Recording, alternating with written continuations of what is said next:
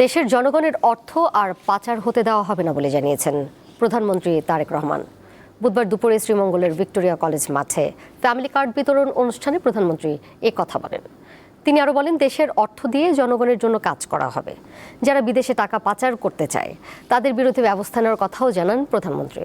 সরকার প্রধান বলেন, সংসদের ভেতরে বা বাইরে যারা জনগণকে বিভ্রান্ত করতে চায় তাদের ব্যাপারে সবাইকে সচেতন থাকতে হবে।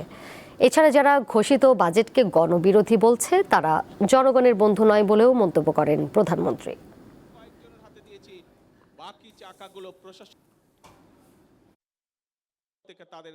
জনগণের জন্য যেই বাজেটে সকল ব্যবস্থা রেখেছি সেই বাজেটকে যারা গণবিরোধী বলে তারা কি কখনো জনগণের বন্ধু হতে পারে? তারা কখনো জনগণের বন্ধু হতে পারে না। প্রিয় ভাই বোনেরা, কাজেই যারা জনগণকে বিভ্রান্ত করতে চায়, প্রিয় ভাই বোনেরা, সেটি সংসদের ভেতরেই হোক, সেটি সংসদের বাইরেই হোক, তাদের ব্যাপারে আপনাদেরকে সচেতন থাকতে হবে। ক্লেমনের কিউআর কোড স্ক্যান করো আর ঘুরে দেখো বাংলাদেশের ঐতিহ্য। ক্লেমন রিয়েলি বাংলাদেশি। এ বিষয়ে আরো খবরাখবর জানবো। মৌলভীবাজার থেকে সরাসরি যুক্ত হয়েছেন সহকর্মী রোনালদো ধর। রোনালদো, প্রধানমন্ত্রী সারা দেশের কর্মসূচি নিয়ে কি তথ্য রয়েছে আপনার কাছে জানাবেন? হ্যাঁ দুলা, আমরা দেখেছি যে আজকে সকালে প্রধানমন্ত্রী প্রথমে তিনি শ্রীমঙ্গল ভিজিট করেছেন। সেখানে তিনি ভিক্টোরিয়া উচ্চ বিদ্যালয়ে তিনি ছিলেন অনেক সময়।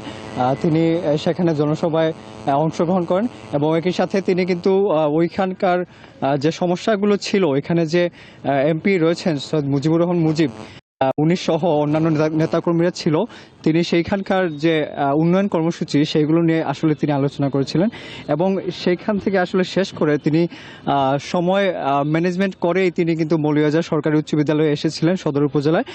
সেখানে কিন্তু আমাদের যে মৌলভীবাজার সংসদ সদস্য 4 আসনের মধ্যে 3 আসনের এমপি কিন্তু এখানে ছিলেন। তো তারা বিভিন্ন প্রস্তাব দিয়েছেন যে প্রধানমন্ত্রী তারেক রহমানকে। তো তিনি সেই প্রস্তাবগুলো আসলে শুনছিলেন।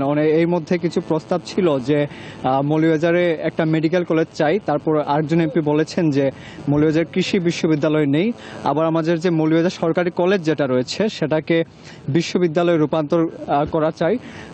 আসলে তারপর হচ্ছে প্রধানমন্ত্রী যখন বলেন, তিনি বলেছেন যে আমাদের এখানে যে সদর হাসপাতাল যেটা রয়েছে সেই সদর হাসপাতাল আসলে 250 শয্যা বিশিষ্ট, কিন্তু আমাদের যে 7টা যে উপজেলা রয়েছে সেই 7টা উপজেলায় হচ্ছে প্রত্যেকটা উপজেলায় 50 শয্যা বিশিষ্ট হাসপাতাল রয়েছে। তিনি বলেছেন যে সেই হাসপাতালগুলোকে তিনি 100 শয্যা বিশিষ্ট হাসপাতাল করবেন এবং তিনি জনগণের জন্য যে অর্থ বাজেট রয়েছে সেই বাজেটকে যারা হচ্ছে মানেন না তাদেরকে তারা সরকার বিরোধী বলে মনে করেন।